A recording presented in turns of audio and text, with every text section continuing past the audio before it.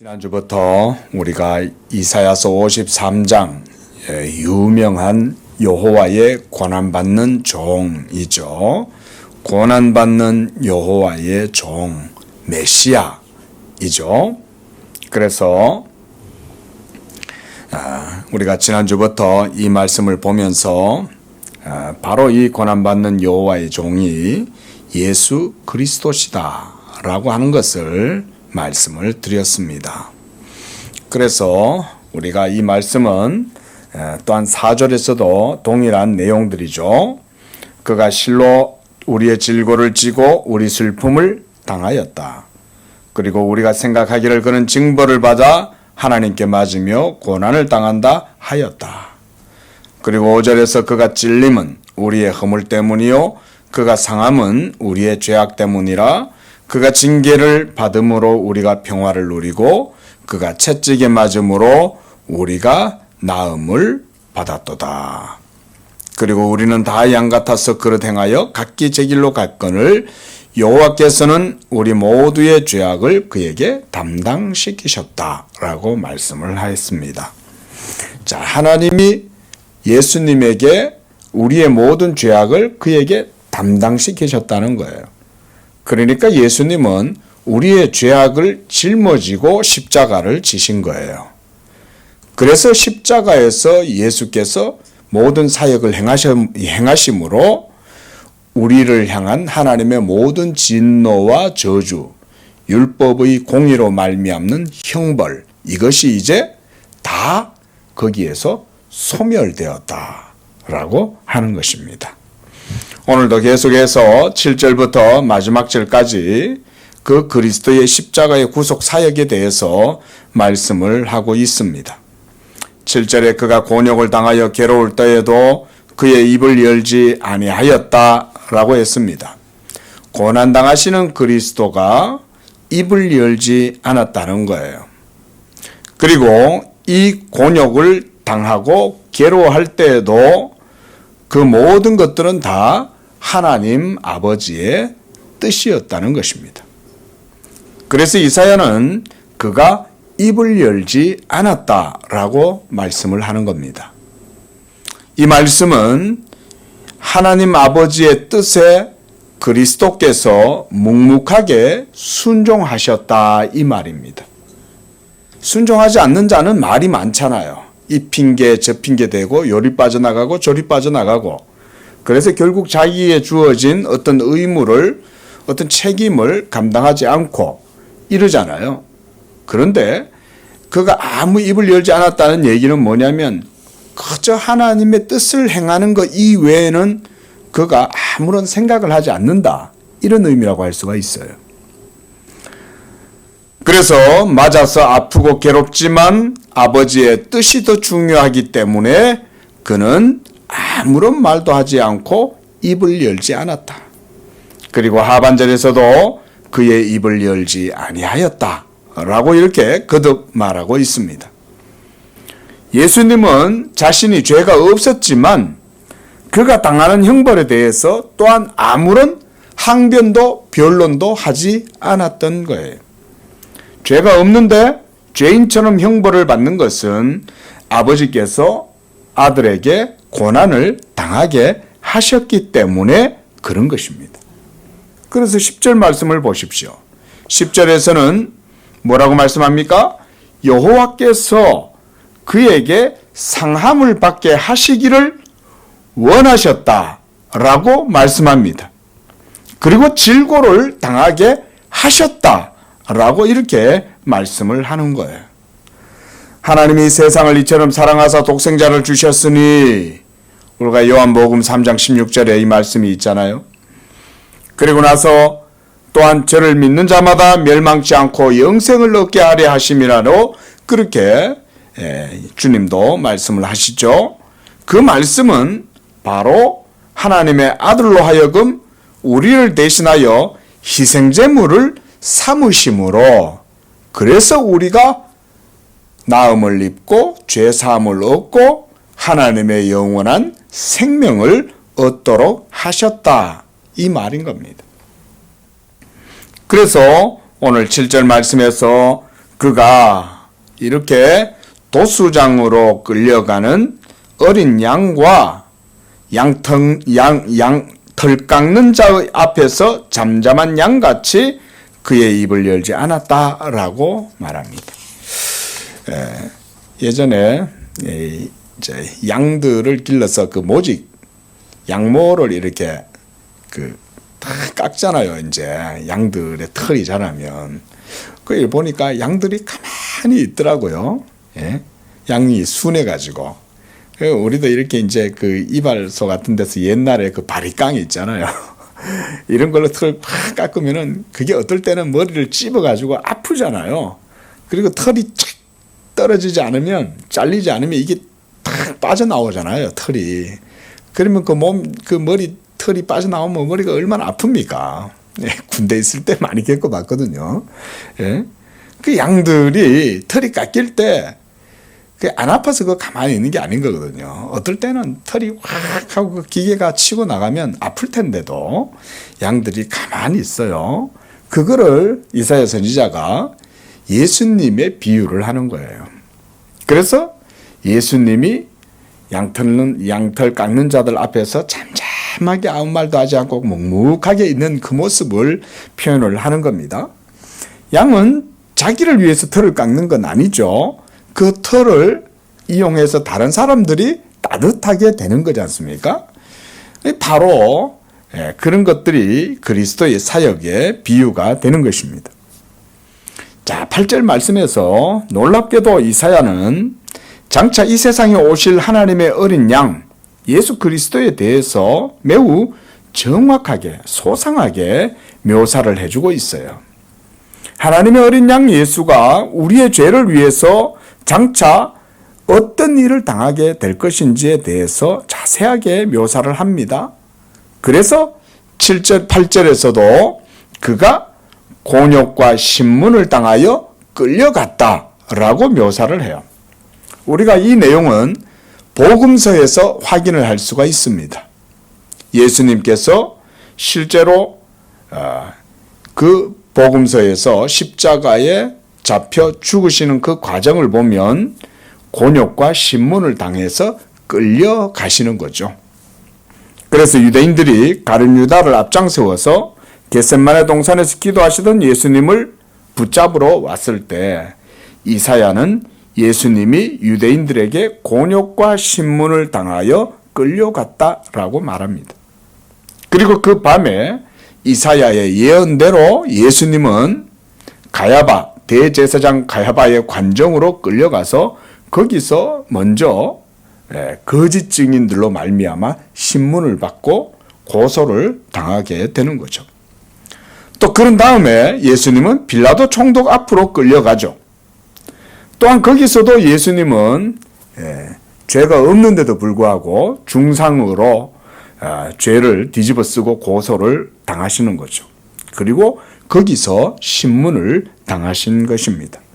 마치 죄인처럼 법정에 서서 검사의 고소를 당하고 그리고 거짓 증인들이 그 주변에 들러서서 예수를 고소하고 그래서 신문을 당하고 자, 그럼에도 불구하고 고난받는 여호와의 종은 그런 과정에서 자신에 대해 조금도 변론하지 않았다는 것이죠.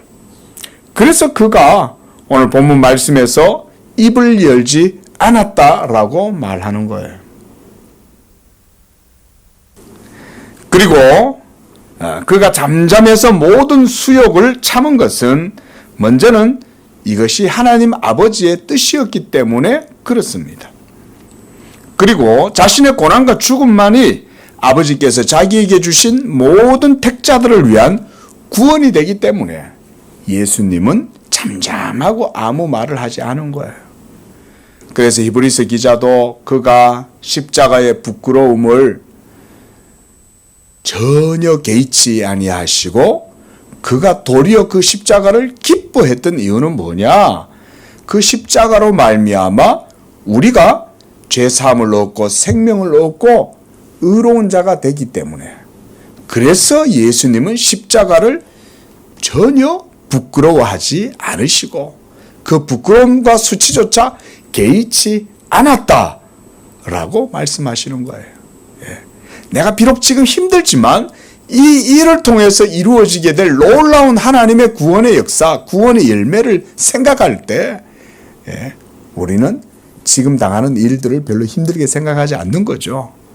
농부가 가을에 얻게 될 그 소출, 소득, 그 열매를 생각해서 봄부터 가을까지 계속해서 모든 과수를 돌보잖아요. 거름도 주고 약도 치고 가지도 치고 얼마나 힘듭니까? 태풍이 치면 노심초사하고 뭐 때문입니까?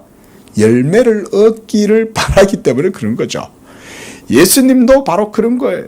예수님이 이 세상에 오셔서 그 십자가의 사역들을 모두 묵묵하게 잠잠하게 당하고 입을 열지 않고 참은 것은 바로 우리들의 구원이 되기 때문에 그런 것입니다. 믿으시기 바랍니다. 그래서 빌라도는 예수님에게 이렇게 말했어요. 너를 고발하는 자들에 대해서 왜 아무 대답도 하지 않느냐? 저들이 너에 대해서 얼마나 많은 죄목을 갖다 놓고 고발하는지 봐라. 이렇게 마가복음 15장 4절에서는 아무 말도 없는 예수님께 이렇게 빌라도가 질문을 던진 거죠. 그 얘기는 빌라도 앞에서는 예수님이 자기 자신의 의로움을 위해서 아무런 변론도 하지 않았다는 거죠. 그렇죠? 그래서 빌립보서 2장 8절에서는 예수께서 아버지의 뜻에 죽기까지 순종했다라고 말씀하는 거예요. 죽기까지 순종. 하나님의 아들의 순종을 통해서 아버지의 의를 이루는 것이 십자가의 고난과 그 죽음만을 통해서 성취되기 때문에 그래서 예수님은 죽기까지 순종하셨던 거예요. 그러나 그리스도께서 이런 고난을 당할 때 아무도 그의 고난과 죽음이 죄인들을 위한 대속의 사역인 것을 알지 못했다고 선지자는 또한 말합니다. 그래서 8절에서는 그 세대 중에서 아무도 그가 자기 백성들의 죄를 대신하여 형벌을 당하는 것이라고는 생각지 못했다. 저는 이렇게 이 본문을 해석하고 싶어요. 아무도 몰랐다. 생각하지 못했다. 그 말인 거예요. 예. 여러분, 하나님의 뜻, 하나님의 구원의 방식이 어떻게 이루어지는지 아무도 모릅니다. 지금도 모릅니다. 지금도 세상은 십자가의 비밀을 알지 못합니다. 십자가의 지혜를 모릅니다. 하나님의 구원의 방식이 십자가의 지혜와 십자가의 능력을 통해서 이루어진다는 것을 지금도 세상은 모릅니다. 그때 당시에 유대인들도 몰랐고 로마인들도 몰랐고 헬라인들도 몰랐지만 오늘날도 마찬가지예요. 여러분들 주변에 있는 모든 사람들에게 물어보세요. 하나님이 자기의 아들을 십자가에 못 박아 우리를 구원하셨다라고 하면 다들 허허허 하고 웃을 거예요. 다들 속으로는 조롱하고 비웃을 거예요. 예? 야, 누가 그 십자가에 달려갖고 처참하게 살이 찢어지고 피가 흐르고 그렇게 해가지고는 거기서 어떤 한 사람이 죽어가지고 많은 사람들이 죄를 사함받고 그렇게 한다고 허허허 웃을 거 아니에요? 피를 흘리는 거 비참하죠. 예? 얼마나 보기가 싫습니까? 피 흘리는 게 끔찍하잖아요. 근데 그런 방식으로 죄인이 구원을 받는다니 이게 말이나 되나? 아무도 그런 생각을 못하는 거예요.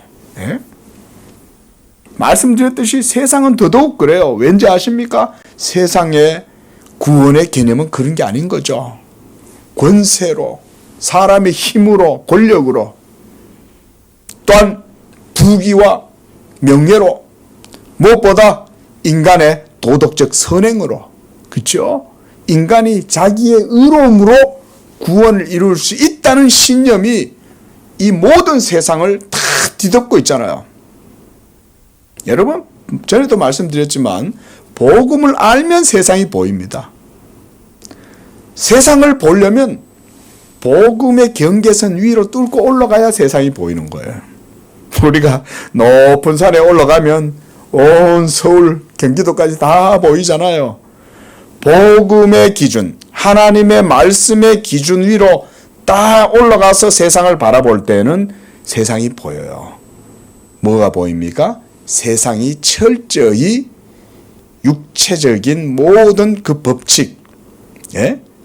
욕망과 온갖 모든 부패함과 타락의 원리들, 그 죄성으로 온 세상이 크게 점철되어져 있다. 이거를 복음의 관점으로 보면 그제서야 보이기 시작하는 거예요. 예? 아무리 불도를 깊이 닦아도 그거 못 봅니다.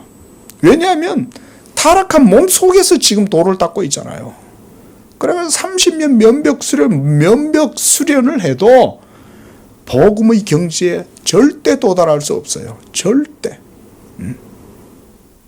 성철 스님 아니라 그 누가 와도 이 복음의 도는 이르지 못합니다. 하나님의 아들이 죽어서 그의 피와 그의 순종과 그의 희생으로 그의 죽으심으로 우리 죄인들의 모든 죄업을 거기서 다 감당한다. 그거잖아요. 불교 말로 하면 우리의 죄업보를 예수 십자가에서 예수님이 짊어지시고 다 죽으신다. 그거잖아요. 그걸 누가 깨달아요? 불교의 금강경에 그 얘기를 해주겠습니까? 팔만대장경에 그게 기록되어져 있겠어요? 모두 다 세상은 자기의 공로로 자기의 공덕을 쌓아가지고 열반의 해탈에 이른다. 극락에 이른다. 그런 게 모든 세계의 사상이잖아요. 맞죠? 이게 보이려면 복음을 알아야 보이는 거예요. 이걸 보려면. 그리고 세상은 철저히 그 방식으로 움직입니다. 그 방식으로. 전에도 말씀드렸듯이 세상에 공짜가 없다. 이게 세상의 논리잖아요. 그러나 하나님 나라의 복음의 의의 방식은 뭡니까? 하나님의 은총으로 값없이 주어지는 게 구원이죠. 그렇죠? 값없이 주어지는 이 하나님의 의, 구원을 세상은 절대 받아들일 수가 없는 거예요. 그것은 오직 하나님을 경외하고 하나님을 믿는 자들에게만 유효하게 주어질 수 있는 은총. 그게 바로 하나님의 선택자들에게 주어지는 거예요. 그래서 8절에 보면 이러한 하나님의 뜻을 우리에게 보여줘요. 자, 여러분 말씀드렸듯이 십자가의 이 방식은 세상이 절대 이해할 수 없다 그랬습니다. 세상에서는 그래서 사랑의 가치가 매우 희귀한 거예요. 누구도 헌신적이고 희생적인 사랑을 믿지 않아요.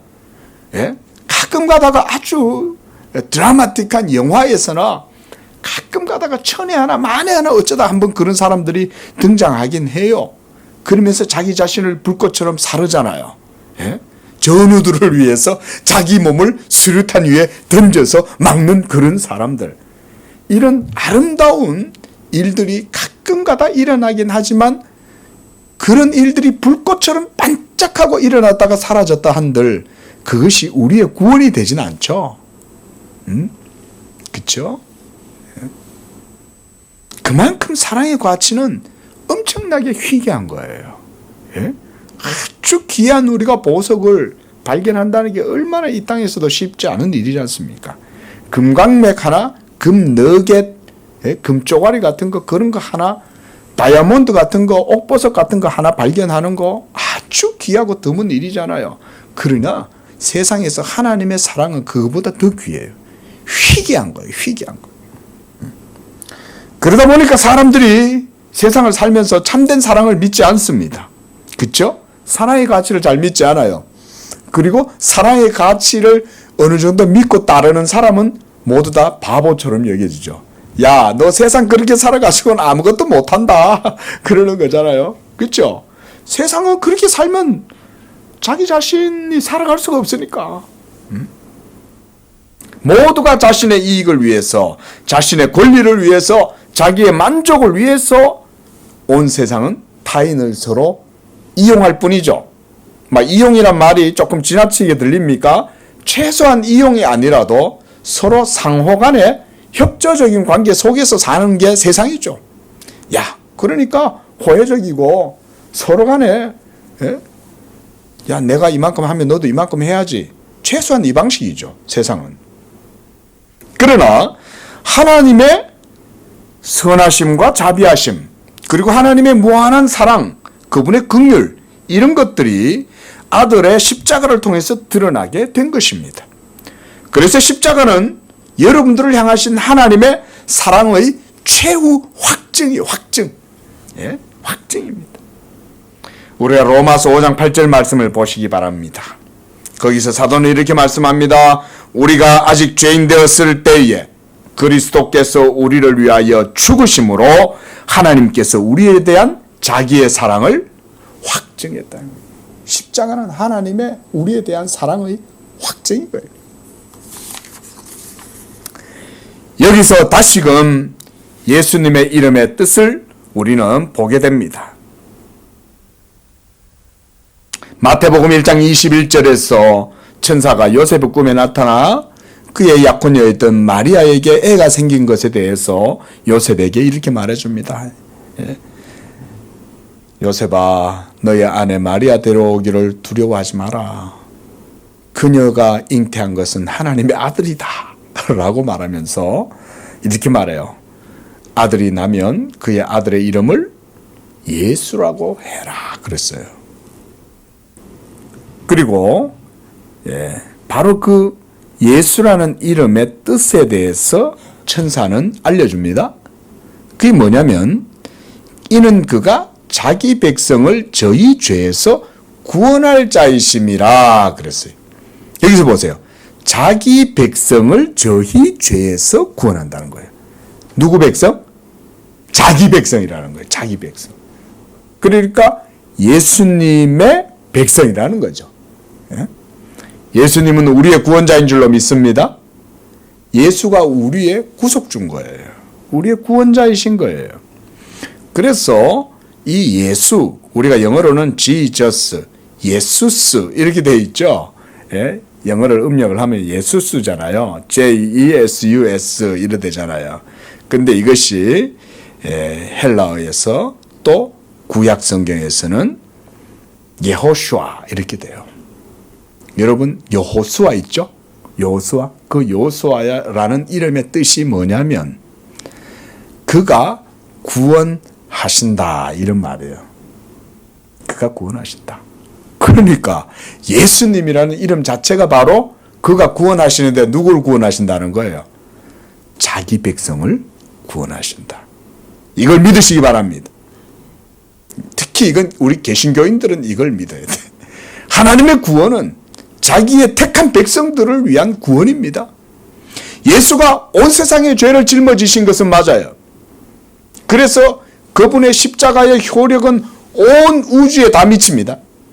하지만 그 효력은 하나님의 택하신 백성들에게 주어지는 겁니다. 이게 우리 장로교의 교리예요. 예수님이 이 세상에 오신 것은 세상을 구원하려 하심이라고 하셨는데 이때 세상이라고 하는 것은 하나님의 택하신 자들을 지칭하는 거다 그 말인 거예요. 아담 안에서 범죄하고 타락한 모든 인류를 다 구원하는 것이 아니에요. 오직 예수 그리스도는 하나님 아버지께서 창세전에 자신에게 아들에게 주신 그들을 위하여 이 세상에 오신 것입니다. 그래서 예수님도 사역을 하실 때 이 점에 대해서 많이 강조했어요. 저희는 내게 속하지 아니한 거로 이렇게 말씀을 하시는 거예요. 내게 주신 자들을 내가 하나도 잃어버리지 아니하고 내가 구원하려고 한다. 이런 게 하나님의 택하신 백성들에게는 너무나 귀한 복음이 되는 거예요.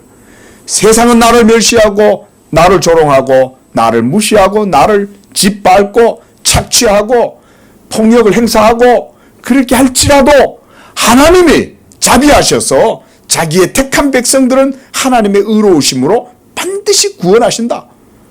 여러분 이것만큼 세상 살 때 두둑한 배짱이 어디 있어요. 그렇죠?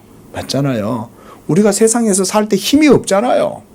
세상이 여러분들한테 함부로 하면 여러분 어디 가서 그 억울함을 하소연하실 거예요. 예?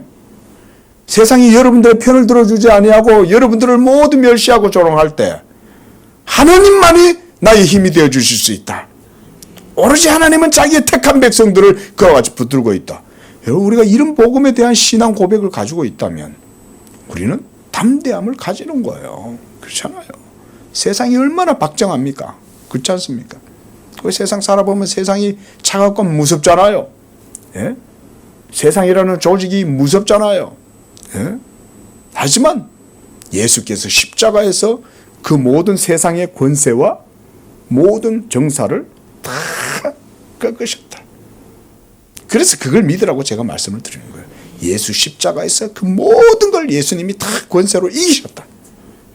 이걸 고백하고 믿고 나아가면 세상에 더 이상 힘을 못 써요. 사탄도 힘을 못 써요. 사탄이 왜냐하면 여러분들을 막 광풍 속에 있는 배처럼 막 뒤흔들어 가지고 뒤집으려고 사탄이 막 밀가루로 하려고 그렇게 할 거 아니에요. 그때 여러분들이 그걸 고백하시라는 거예요. 예? 나의 의는 십자가에 있고 하나님의 아들이 나의 구속자시요. 그가 나를 위하여 그 십자가에서 모든 의를 다 이루셨는데, 그래서 정사와 권세도 십자가에서 다 예수님이 도말하셨다, 이기셨다.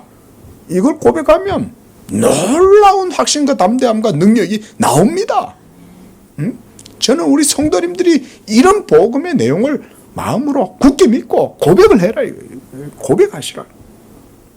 고백하시기 바랍니다. 이거 고백하시면 이게 여러분들의 하나님의 그 은총과 능력이 여러분들에게 주어지는 거예요. 그래서 8절에서 마땅히 형벌받을 내 백성의 허물 때문이다 라고 말씀을 하잖아요. 내 백성의 허물 때문이라는 거예요. 다른 백성이 아닌 거예요. 하나님 아버지께서 창세전에 아들에게 주신 자들을 위하여 십자가를 짊어지시러 오신 거예요. 그래서 우리 모두가 하나님의 공의의 형벌을 받아서 마땅하지만 하나님 아버지의 크신 긍휼과 자비하심으로 우리를 죽는 데 내버려 두시지 않고 아들 안에서 이 구속의 은총, 십자가의 은총을 누리게 하셨다. 할렐루야. 예. 자, 10절 말씀을 보십시다. 세상은 말씀드렸듯이 이 십자가의 도, 이 십자가의 지혜, 이 십자가의 비밀에 대해서 알지 못해요. 하나님의 뜻은 사람의 힘이나 지혜, 열정이나 세상의 방식으로 이루어지지 않습니다. 그래서 하나님은 구약 성경을 통해서 이런 하나님의 구속의 방식에 대해서 많이 교훈을 해줬어요. 특별히 여러 방법으로. 그 가운데 특히 우리가 기드온에게 몇만 명의 용사가 있었습니다. 그런데 하나님은 그 몇만 명의 용사가 너무 많다 그러는 거예요. 왜 그러셨을까요? 하나님의 구원은 사람의 숫자에 있지 않고 사람의 힘에 있지 않다는 것을 보여주시려고 그러시는 거예요. 그러니까 하나님이 사실은 다 하실 수 있어. 기드온이 안 나서도 돼. 그렇죠? 그렇죠? 하나님은 일순간 아수르의 병사들 15만 명을 하나님의 천사를 보내서 싸그리 다 죽여버리잖아요. 여러분, 하나님 그렇게 하실 수 있습니다. 지금도 그렇게 하실 수 있어요, 여러분. 지금도. 이거 믿으시기 바랍니다. 하나님은 구약시대 때나 그렇게 역사했지, 원래 요즘은 그런 식으로 안 해. 그런 게 아니에요. 단지 하나님의 구속 경륜과 방식이 오늘날 다를 뿐이지, 하나님이 그런 방식을 선하게 오늘날은 쓰시기 때문에 오늘날 그렇게 안 하는 거지, 하나님이 그렇게 못해서 안 하시는 게 아니에요. 하나님이 라고 말할 때는 거기엔 의미가 있는 거예요. 하나님이 라고 하지 않고 라고 했을 땐 거기엔 의미가 있는 거예요. 예? 그걸 우리가 하나님이 를 못한다라고 생각하면 안 되죠. 하나님이 한다고 를 못합니까? 하나님이 라고 말씀하신다고 라고 말씀을 못하시겠냐고요. 하나님은 하실 수 있어요. 그런데 오늘날 신약의 시대에는 하나님이 이와 같이 교회와 목사들을 세우고 또한 교회의 성도들과 직분자들을 세워서 하나님의 교회의 몸을 세우고 신약의 경륜과 방식이 그런 거예요. 구약시대처럼 그냥 하나님이 지금은 그런 식으로 하시기를 기뻐하시지 않는 거예요. 하지만 구약시대 때는 기드온을 세우고 그 다음 3만 명을 치료내고 그 다음 10,000명 가운데서도 또 치료내가지고 딱 하나님이 300명만 데리고 그냥 역사하시는 거예요. 그걸 통해 가지고 하나님이 자기 하시는 일을 나타내 보이고 교훈을 주시는 거죠. 그런 것들도 다 십자가의 그 의미를 보여주는 거예요. 하나님의 구원은 십자가의 방법, 사람의 힘의 능력이 아니라 말의 힘과 병거에 의해서 이루어지는 게 아니라는 거죠, 구원이. 하지만 세상은 어때요? 사람의 숫자가 많아야 되잖아요. 그렇죠? 그리고 거기에는 자본이 엄청나게 투입이 돼야 되잖아요. 그리고 엄청나게 유명한 사람들, 권력 있는 자들이 거기에 와야 되잖아요. 그래야 그게 뭔가 이루어질 거라고 생각을 하잖아요. 하나님은 그렇게 하시지 않는다. 십자가는 그런 방식으로 이루어지지 않습니다. 오늘날도 하나님은 자기의 택한 백성들을 구원하실 때 그런 식으로 안 하세요. 많은 사람들이 아직도 그거를 몰라서 착각하는 거예요. 예? 한마디로 말하면 사회주의 운동하는 사람들. 예? 죄송합니다. 사회주의가 아니고 사회운동. 이 사회를 변화시켜야 되겠다라고 해서 사람들이 하는 게 뭡니까? 데모잖아요. 여러분, 우리는 나아가서 정치적으로 여러분들이 시민들이 되었기 때문에 정치하는 거, 그리고 나가서 캠페인하는 거, 그거를 뭐라 그러는 건 아니에요.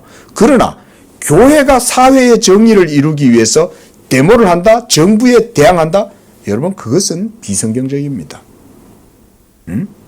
기독교권 내에도 진보주의자들이 있어서 그들이 그래서 막 정부에 대항을 하는 거예요. 여러분, 우리 개신교, 특별히 우리 장로교회는 그런 신학을 가지고 있지 않습니다. 예? 하나님의 통치하심과 역사하심을 믿는 거예요. 예? 그리고 하나님의 구원은 정치적 구원이 아니라 이렇게 하나님의 보이지 아니하시는 은밀한 섭리 속에서 반드시 하나님의 의가 이루어진다는 것을 우리가 믿기 때문에 우리가 뭐 캠페인 못 나서고 데모를 못해서 안 하는 게 아니에요. 하나님의 뜻이 그런 데서 이루어지는 게 아니니까 안 하는 거예요. 예? 하지만 우리가 시민이기 때문에 우리는 정치라고 하는 이런 투표를 통해서 정치권을 행사하기도 하죠. 그렇죠? 그러나 크게는 하나님한테 맡기는 거예요. 하나님은 세상의 권세자들을 하나님이 세우기도 하고 하나님이 낮추시기도 하시는 거예요. 예? 이런 걸 우리가 믿는 거예요. 그래서 십자가가 보세요. 사람들 보기에 얼마나 초라합니까? 지금도 나가서 십자가가 세상을 변화시키고 십자가가 세상에 평화를 줄 겁니다 하면, 예? 정말 전쟁론자들은 얼마나 우습게 얘기했어요. 키고 있네. 수많은, 예? 전투기와 포와, 예? 병사들이 있어야지. 그리고 엄청나게 최첨단의 그런 무기가 있어야지 이루어집니까? 그런 게 있으면 있을수록 전쟁만 격화되지. 그러나 하나님은 자기의 일을 놀랍게 행하셔요. 그리고 하나님께서는 놀랍게도 이 일을, 자기의 아들을 사람의 모습으로 이 세상에 보내셔서 그 아들을 십자가에 못 박아 죽게 하심으로써 이 놀라운 구속의 역사를 이루시기로 작정하신 거예요.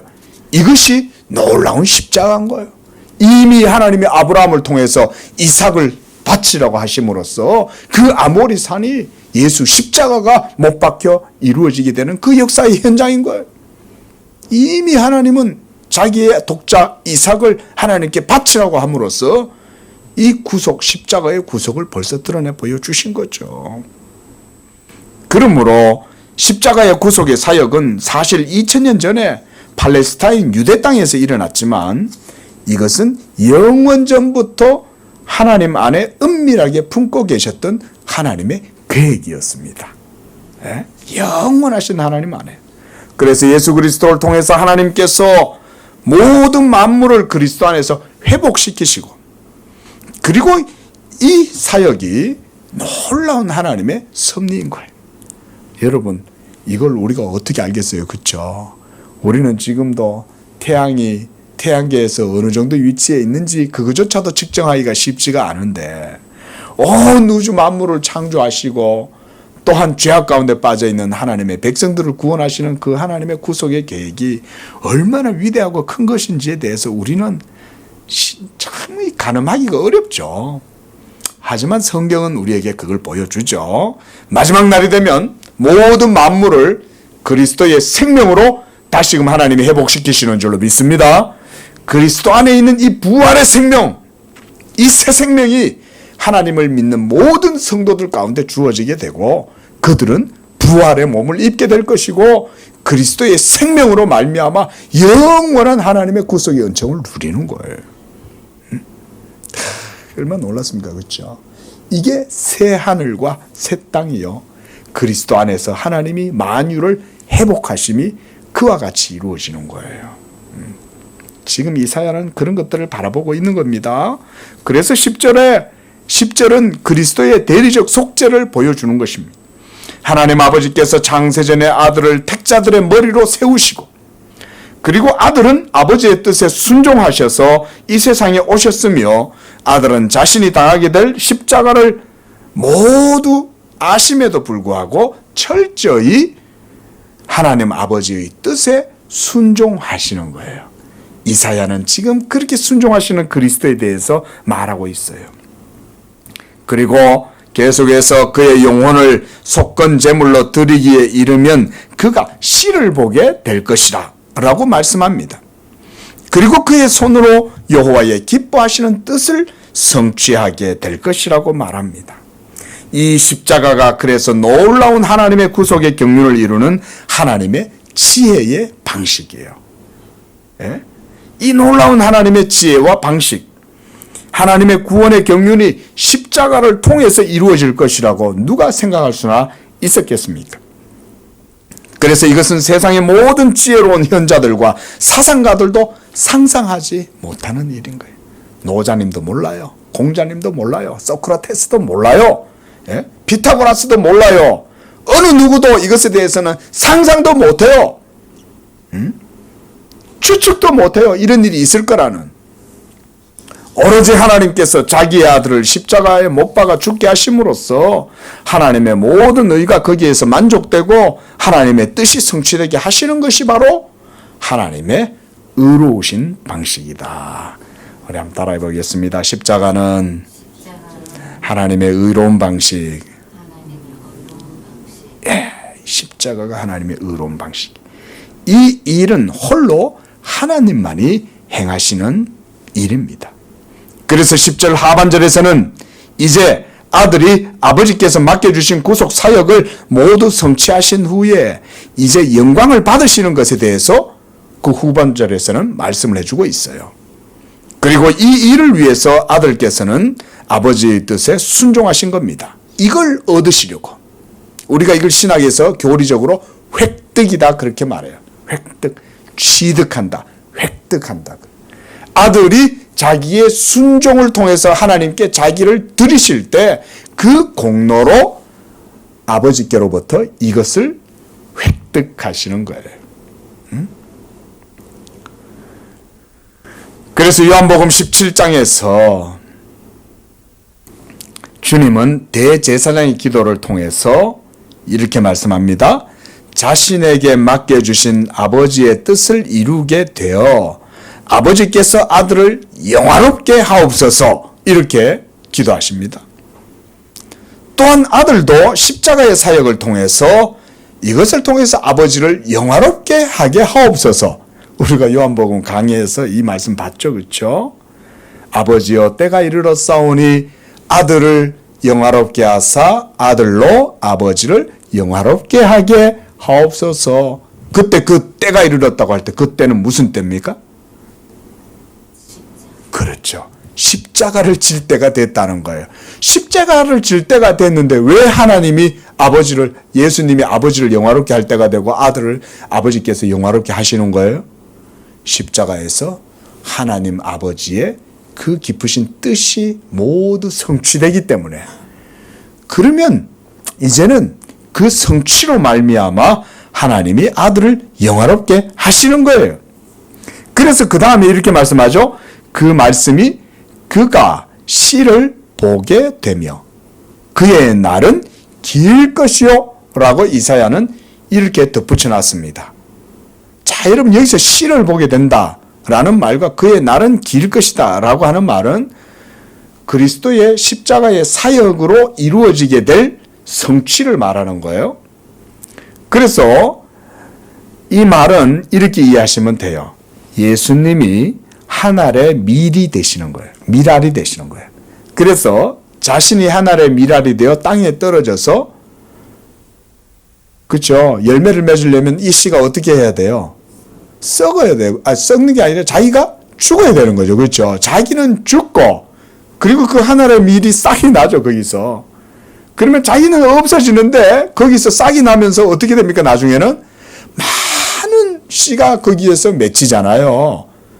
그리스도로 말미암는 언약의 자손들이 생산되는 거예요. 하나님이 여러분들을 그렇게 낳으신 줄로 믿으시기 바랍니다. 우리의 영혼을 그리스도가 그렇게 말하자면 새 생명으로 여러분들을 창출해 내시는 거예요. 생산해 내시는 거예요. 여러분들은 그리스도의 신 거예요. 하늘의 밀알로 말미암아 그리스도에게서 많은 씨앗이 생겨나는 거예요. 우리가 바로 그 씨들인 거예요. 바로 그것을 이사야는 얘기하고 있습니다. 그리고 그의 날은 길다라고 하는 것은 뭐냐? 그리스도께서 이루시는 그 나라, 그의 통치가 영원하다는 거예요. 그래서 예수 그리스도로 말미암아 그의 영적인 모든 후손들, 그래서 아브라함의 자손들이 바다의 모래같이 많아질 것이고 그의 나라는 영원해서 이 언약이 예수 그리스도의 십자가의 구속을 통해서 이루어지게 되고 그로 말미암아 생겨난 하나님의 나라와 그 백성들은 영원토록 있을 것이다. 감사하지 않습니까? 여러분, 우리는 잠깐 살다가 없어지면 어두컴컴한 암흑 가운데로 사라지거나 그런 게 소멸되는 존재들이 아니에요. 우리는 다시 그리스도 예수 안에서 새 생명을 덧입을 거예요. 그리고 우리의 날은 길게 될 것입니다. 그리스도와 함께 영원토록 여러분 그때는 죽음이 없어요. 믿으시기 바랍니다. 왜 안 죽습니다? 안 죽습니다. 응? 여러분 우리가 이 생각을 좀 깨뜨리셔야 돼요. 우리는 맨날 사람들 죽는 것만 보고 죽은 사람이 다시 살아나는 걸 못 보니까 경험적으로 봤을 때 그런 일이 일어날까? 이런 생각을 해요. 그런데 조금 더 깊이 생각해 보세요, 여러분. 제가 조금 변증적으로 얘기를 해볼게요. 여러분, 우리가 어떻게 이 세상에 오게 됐는지 아는 사람이 있습니까? 아무도 없죠. 그러면 우리가 다음에 어떻게 될 건지 아는 사람이 있습니까? 아무도 없잖아요. 그런데 왜 우리는 우리의 경험만 가지고 죽음 이후엔 아무것도 없을 거라고 생각을 합니까? 그렇죠. 하나님이 이 세상을 창조하셨다면 다음 세상도 하나님이 창조하실 수 있지 않겠어요? 아니, 제가 인간의 논리로 제가 지금 여러분들한테 잠깐 동안 변증을 하는 거예요. 틀린 얘기가 아니잖아요. 우리는 이 세상에 어떻게 왔는지도 알지도 못하면서 다음 세상을 어떻게 우리가 쉽게 그렇게 말을 하냐고요. 죽음 이후에 아무것도 없어 라고 말하는 사람들한테 얘기해 보세요. 그러면 당신은 이 세상에 있기 전에 어떻게 당신이 이 세상에 있게 된 거예요? 당신은 예전에 없었잖아요. 말할 수 있습니까? 틀린 얘기가 아니잖아요. 그러나 하나님은 아시죠? 하나님은 없는 것에서 여러분들을 태어나게 하셨고 그리고 또한 하나님의 뜻대로 여러분들을 영원히 있게 하실 것이다. 이렇게 말한다고 해서 그걸 웃을 이유가 어디 있어요? 아무도 그걸 비난 못해요. 오로지 하나님만이 그렇게 말씀하실 수 있고 확정하실 수 있죠. 믿으시기 바랍니다. 영원한 생명이 여러분들 우리에게 다 주어지는 거예요. 이 말씀만 붙들어도 얼마나 감사합니까? 그렇죠? 나는 비록 쇠하여 져가고 백발이 찾아와도 가위로도 못 맞고 그렇지만 내 몸은 쇠하여질지라도 내 영혼은 날마다 새롭고 내 몸이 이 육신의 장막이 무너져도 그리스도 안에서 다시금 하나님이 나에게 새 몸을 영원한 몸을 주신다. 바로 여기서 또한 그의 손으로라고 하는 말이 있어요. 그렇죠? 이 손이라고 하는 말은 하나님의 구속의 사역을 의미합니다.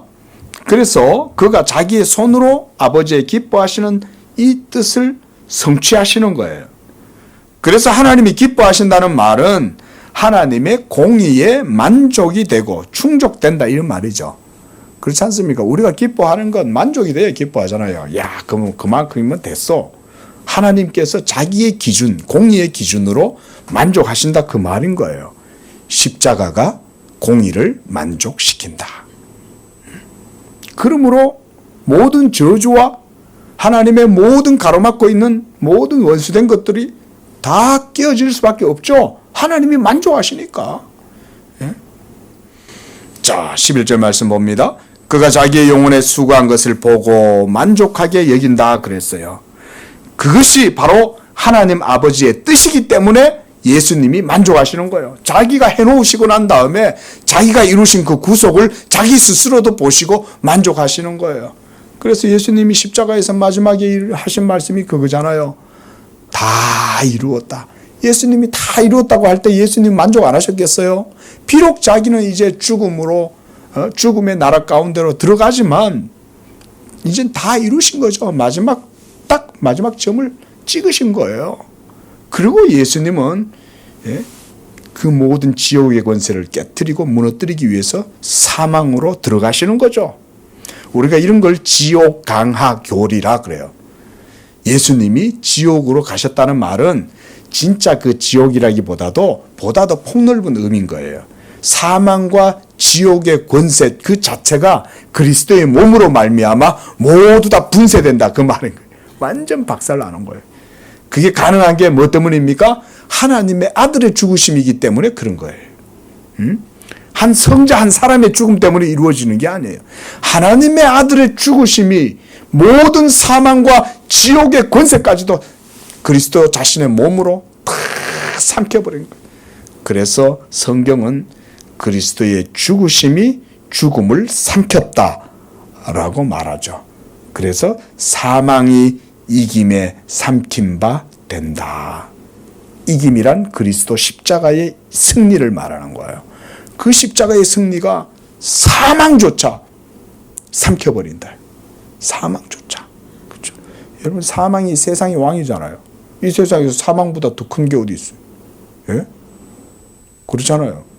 죽음을 이길 수 있는 게 어디 있어요? 아무도 죽음은 못 이기죠. 예? 세상에 최고 부자도 그냥 췌장암 걸려 죽는 거예요. 예? 최고의 부자도 그저 그냥 연명치료 좀 하다 결국은 죽는 거예요. 예? 죽음은 아무도 이길 수 없어요. 그래서 사망이 이 세상에서는 왕이에요. 그런데 그리스도가 십자가에서 그 사망의 권세를 집어삼켜버린 거예요. 그게 복음인 것이죠. 자, 그래서 아들은 아버지의 일을 이루는 것이 목적이고 그러므로 자신의 십자가 사역이 하나님의 의를 이루게 될 때 그리스도 자신도 그것으로 인해 만족하시는 거예요. 여기서 이사야는 매우 중요한 교리를 말해주고 있습니다. 그것은 곧 그리스도 자신이 생명의 지식이고 지혜의 말씀이라는 거예요. 이거 아주 독특한 교리예요. 이건 기독교만이 가지는 교리예요. 예? 우리의 영혼을 그리스도께서 자기의 지식으로 구원하신다 이 말인 거예요. 여러분 지식이 구원된다는 이런 개념은 이게 고대 우리가 약간 유사한 게 헬라의 로고스 철학이죠. 그렇죠? 예, 영지 그러니까 그노시즘이 그 그노스틱한 그 세계 영지의 세계에 우리의 영혼이 도달하면 구원받는다는 게 그게 헬라 이방의 철학이잖아요. 예? 근데 그런 로고스 사상하고 성경이 말하는 지식은 다른 겁니다. 완전히 다른 거예요. 성경이 말하는 지식은 예수 그리스도의 성육신하신 구속을 지식이라고 그러는 거예요. 그래서 초대교회 때 최초의 이단이 바로 영지주의입니다, 여러분. 영지주의. 지식이라는 말은 쓰는 거예요. 근데 지식이란 말을 써도 기독교 교회에서 말하는 지식은 성육신하신 예수 그리스도의 지식이죠. 그래서 누구든지 아들을 부인하는 자는 거짓 영이라고 그러는 거예요. 예수 그리스도가 성육신하셨잖아요. 그리고 그가 직접 피 흘려 십자가에 못 박혀서 죽으신 거잖아요. 그래서 이 지식은 단지 관념이 아닌 성육신하신 아들의 사역을 통해서 이루어지는 것이다. 예? 이런 것들이 헬라의 영지주의 사상이 그래서 그때 당시에는 이단들이었던 거예요. 이게. 그래서 11절에 보세요. 그가 자기의 영혼에 수고한 것이다 라고 이렇게 말하죠. 여러분, 자, 영혼은 신성에 속한 거예요? 인성에 속한 거예요? 우리 권사님, 네? 예전에 이 질문 했는데 제가 기억 안 나십니까? 자, 다시 한번 여러분도 한번 생각해 보세요. 여러분들의 영혼은 신성에 속해 있습니까? 인성에 속해 있습니까? 인성에 속해 있는 겁니다. 영혼은 신성이라고 생각하면 그게 바로 이단이 되는 거예요. 여러분, 인성은 언제 생겼어요? 원래 영원토록 있었어요? 언제 생겼어요? 하나님이 아담을 창조하시고, 그쵸? 하나님이 아담을 창조하셨을 때 육신과 함께 그의 영혼도 그때 생겨나는 거죠. 그러니까 영혼은 피조성을 가진 겁니다. 그래서 우리가 혼이다, 정신이다 이렇게 할 땐 그게 무형이지만, 보이지 않고 잡을 수는 없지만 우리의 몸과 일치를 이루고 있잖아요. 그렇죠? 그래서 여러분, 영혼도 피조성이라고 생각을 해야 돼요. 그래서 영혼은 인성에 속한 것이다 라고 말해요. 이렇게 여러분들이 신성이다 라고 말하면 이제 자칫하면 이제 이단, 오늘날도 이런 논리로 이단들이 사람들을 잡아가는 거예요. 그래서 우리는 영혼과 육체도 이원론으로 생각합니다. 어떤 사람은 영육혼 이렇게 3분설인데 우리는 2분설이에요. 이원론이 아니고 2분설, 죄송합니다. 그런데 이런 2분설은, 우리 기독교는 2분설인데 3분설을 주장하는 사람이 있어요. 그런 사람들은 뭐냐면 육체와 영과 혼 이렇게 또 나누어요. 여러분, 이건 이단입니다. 그런 사람 보시거나 그런 주장을 보면 이건 3분설이구나 이렇게 생각하시면 돼요. 영육혼 아니에요.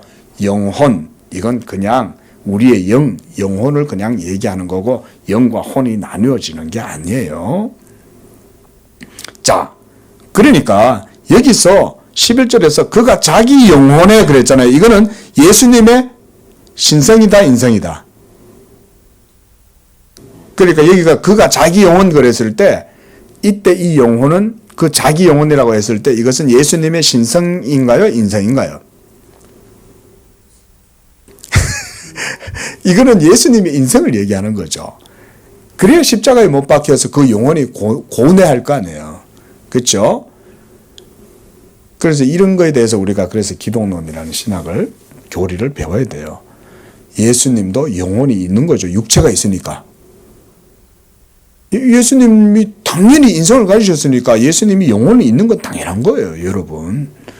그러나 그걸 신성이라고 생각하면 안 돼요. 신성은 다른 본질인 거예요.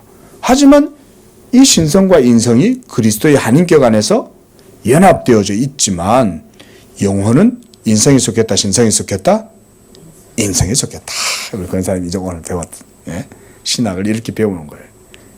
인성은 예수님께도 인성에는 영혼이 있어요. 그 영혼이 떠나가실다 그랬잖아요. 그렇죠? 예수님의 영혼이 떠나가실 때는 예수님이 죽으셨다 그 말인 거예요. 자, 그러므로 여기서 자기 영혼에 수고한 것이다라고 얘기했을 때는 여기서의 영혼은 뭐냐? 그리스도께서 온 마음과 정성과 뜻과 자기의 의지를 다해서 하나님의 뜻을 이루기 위해서 자신을 드렸다 이 말인 거예요. 그때 자기 영혼의 수고라는 말이 그런 의미인 거예요. 그러니까 육체로 하나님께 모두 드렸다 이 말이죠. 마음과 정성과 뜻을 다 해서 드린 거예요, 하나님께. 이렇게 그가 우리의 죄악을 친히 담당하신 겁니다. 그래서 십자가의 고난과 죽으심을 통해 그가 곧 우리의 생명과 의의 지식이 산 지식이 되는 거예요. 예. 그러므로 그가 자기의 지식으로 많은 사람들을 의롭게 하신다. 놀라운 하나님의 방법 아닙니까? 우리가 예수를 믿을 때 그리스도 예수의 그 생명의 지식이 그러므로 여러분들에게 뭐가 된다는 거예요? 의가 된다는 거예요. 그의 의가 바로 우리에게 있어서는 생명이 되는 거예요. 예? 이렇게 하나님의 죄인들을 구원하시는 방식은 의의 방식으로 이루어지죠. 의의 방식. 의의 방식으로 이루어지기 때문에 여러분 우리 기독교의 신앙은 도덕적일 수밖에 없어요. 그렇죠? 예수 믿는다고 하면서 비도덕적인 것, 막 함부로 율법을 폐기하고 율법을 무시하고 그렇게 하는 것은 여러분 그리스도의 그 구속의 은혜를 최소한도로 모르는 거예요. 그러니까 그리스도의 구원받기 아직은 있을 수도 있어요. 네? 그렇죠?